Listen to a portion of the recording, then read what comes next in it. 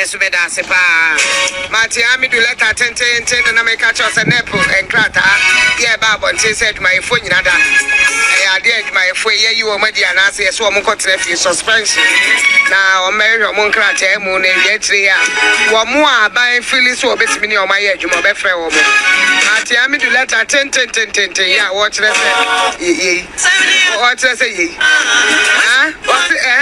And when you rain, let her know what. Was it the promise of a new beginning and reset of the politics of Ghana in the service of every citizen by President John Dramani Mahama must not become a promise of approbating everything that favors the government, partisan political interest, and reprobating those which do not. Says only the party more another say butu. A looter is a looter, no matter his political affiliation. If the reset Ghana must yet be taken to an even-handed regeneration of our nation to meet the values of equality and non-discrimination of good governance underpinning the 1992 Constitution.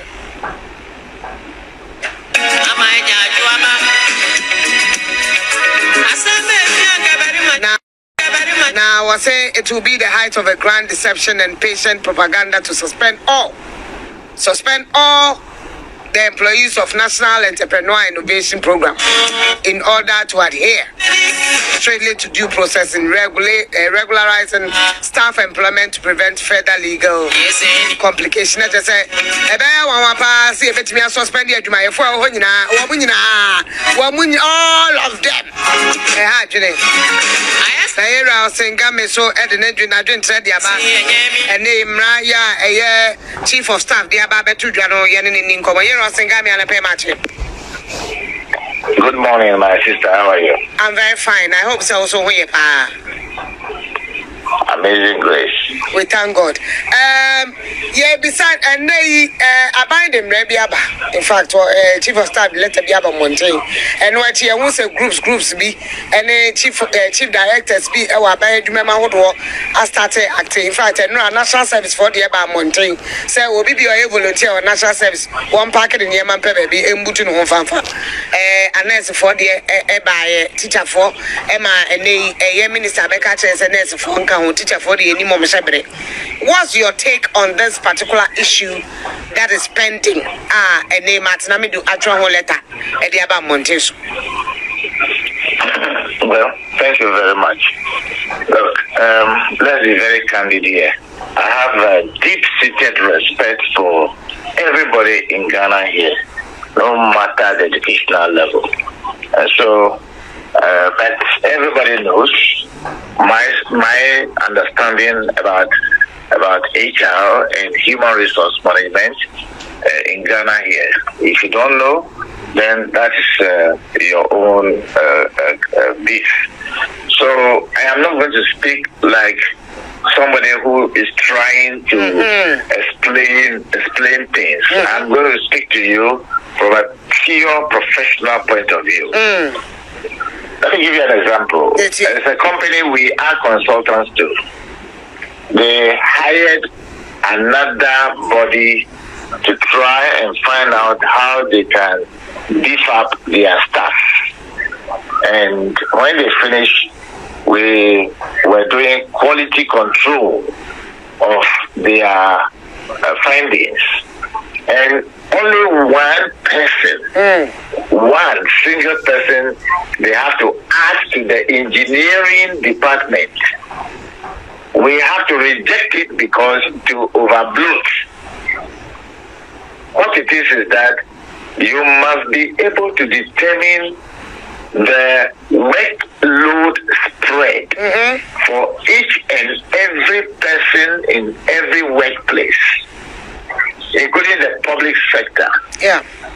And so I am amazed and surprised about whether they are lawyers, whether they are unions, whether they are employers, whether they are who. Everybody jumping into this matter and speaking as though we should employ the whole Ghana into the public sector. We cannot do that. There is an optimum level beyond which you cannot go. You do that, you create friction and fracture in the economy of Ghana. But also, is that what is going on? Because yes, number we of are overemploying people. We have overemployed people into the system.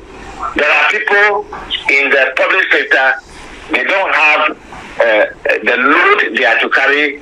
They don't have the load to carry. And yet we are adding more to it.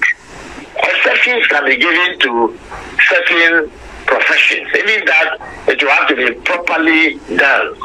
In the sense that if you take nurses, for instance, there are some villages, there are some towns. They don't have 1, 2, 3 nurses there. And in Accra, you have a number of nurses in a certain hospital, in a certain government hospital. Some of them, their workload is very narrow. So, exception can be given to nurses, exception can be given to laboratory people, exception can be given to some level of doctors. Not all hanging in Accra and Kumasi and Tema and so forth and so on. But I think you take the mainstream of the public service. We are overloaded. We are overloaded.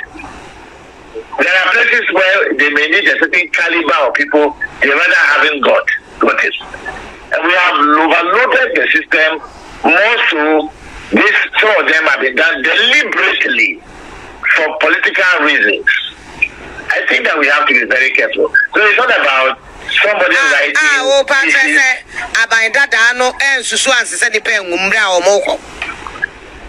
It was deliberate. It was deliberate. And we must be very wise in this country to know that what we are doing to ourselves, it will bite us and we cannot stand it. I will not support this. Even if somebody want to go ahead and be vilifying people, I am not part of your this kind of thing. I am not going to be part of it too. It's wrong. What they are doing, what they have done is wrong. Anybody, everybody must tackle it carefully. That I agree. But Martin Amidu is about NEP. That a whole institution. If it's me actual letter, so be a judgment will be a suspend you be a uncle. Now, Yabayan Shimuna, if you are more success or mobile juma. That is a institution, no AC walk. Now, a Juma institution, you suspend a Jumano till whoever is working on it is or feels that why you are so afraid. Was that done right? I have a lot of respect for the honorable gentleman, Martin Amidu, but he's not an HR person. He's not a labor-related person. He's a legal person. We don't practice a legalistic approach in the field of HR and labor relations. You have to do it in the care it deserves. So it's not everybody who is supposed to be speaking on every subject matter. We have to be very cautious about that. Now, this is a program, NEIRP or something. It's a program. It's not a daily manufacturing place. It is not a place like birth and death registry. It is not a place like Ministry of Employment and Labor Relations, where there are certain specific schedules. This is the program. And the program is not handled like a ministry. It's not handled like a Ministry of Foreign Affairs. So we really have to be very careful. If you are not seized with the professional acumen of something, you don't necessarily have to comment on it. If I don't know something about engineering, I will not bother myself. I'm not saying so. I say I have a deep-seated respect for him. But when it comes to HR matters, if it comes to certain, I'm an employer myself. I have a lawyer that works with me. I don't just tackle everything about law without consulting him and other lawyers to see their views. Then I know what to do. If it comes to HR and industrial relations, you have to be very cautious about how you go about it. You can be whoever. Now, there are some fields you have to be very careful. But he Don't feels just jump into it. He feels some of the employments now legally no a bit me a high as a bit me the however they can take them out of sports like Ghana Revenue Authority say they go through structures before they employ. Let us about Monte say be more high employer or July or be August, October, and the people some have worked in some companies are probation, and during that process that was when they started finding space quite the clearance about now for another private entity and I interview some of these staffs have been asked to go home. Look, let me tell you this. I work for a number of companies as consultant and very high level companies, including very notable banks. They don't employ people by heart. If there is a little space that role will have to be disengaged, we disengage them and pay them appropriately and they go away. Otherwise, the company will collapse. Ghana is suffocating because we have overpopulated the system. Me, I've done a lot of inquiry in talking about these matters. Some of them, they are writing for purposes of broad knowledge. You have to really examine the pros and cons. If 2 items, 3, a loan plus interest payments will consume close to 70% of our national income, then we better put a stop to some of these things. We cannot employ everybody, including my grandchildren, in the public sector. My children are grown-ups. They are working elsewhere, both within and without. So I am not talking about not employing people. We must employ people, but we must employ people for roles that are available and the workload is available for them to carry. Not just employ everybody.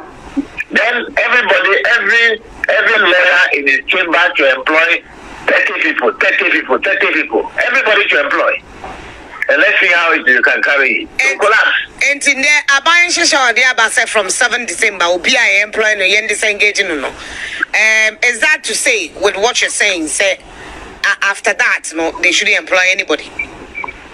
No, I'm not saying that. Right. You can employ people. But the point is that when you are in a transition, you don't misbehave. When we are in a transition, you don't misbehave. We have misbehaved beyond what we can do. Why should they employ people from after 7th December? They shouldn't have employed at all. They should have waited, and during the transitional conversation with the other team, they lay before them what they intend to do and let them carry it over and not them. You are employing people. Who told you should employ people for the state when you are on your way out? No government does that in any country. And those who made mistake doing that in America 2 weeks ago, Saturday, Donald Trump weeded all of them out. They are not a country. So Ghana is the only nation in the world that we have to employ everybody in Ghana in the public sector. Let's invite all of them. Let's invite all the students that completed school last year. Let's employ all of them into the public sector and see whether we can survive as a nation in 5 minutes. You call it misbehavior. If that is what it is, you think the Constitution review, they should look at it so that it doesn't reoccur, because this is not the first time I see. The Constitution didn't give space for anybody to do that. The only person authorized to employ in Ghana is the employer. It's not workers who employ themselves. But the employer has laid down procedures from purely HR point of view as to how they should employ people. You don't employ people by heart. But you and I know, sir, you and I know that the Constitution gives the president the mandate, and then his employees, as in ministers who also have chief directors, to help in that kind of space you are talking about. AGYE is continuing. I agree, and I'm saying that when you are in transition, you don't do that. When you have lost election, even before the election, according to our transitional act, you are to write your handing over note 6 months, not handing it over to yourself and not letting it sit down, but you hand it to the administrator, who is supposed to be an impartial person. In the handing over note, did they write that they have employed people? If you go and pick, there is not one single one in it that they have to employ people from 7th December. Look, it was a deliberate thing done to overload the system, to suffocate the economy of Ghana. It was deliberate. Well, they are not small boys in Ghana here. TUC has also condemned. That's why I'm saying that this thing is not any new. This employment after 7 December is not new.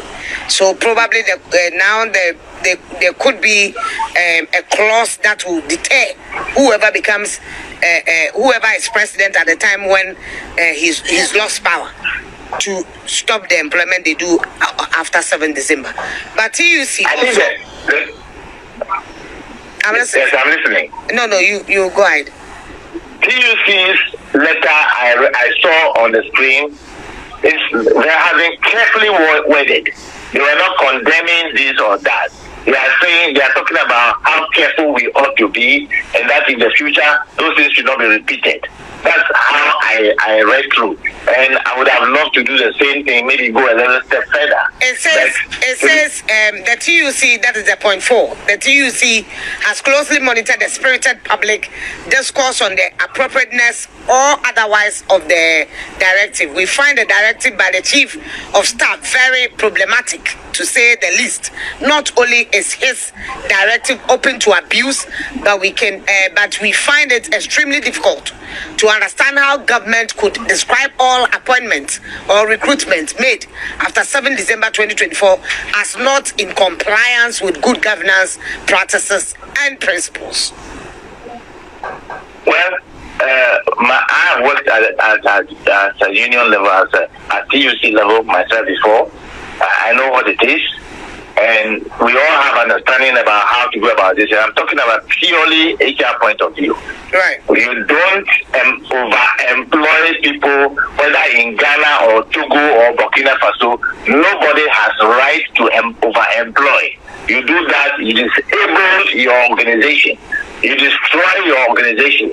We have done this wicked thing to ourselves before, and we have suffered the consequences of it. We have suffered diversity in this country because of mismanagement, overloading companies. We cannot overload Ghana. If you, my sister there, if they carry a load for you and the load is so heavy you can't carry, in 2 weeks' time we will bury you. So we cannot overload Ghana. It can be anybody talking about it.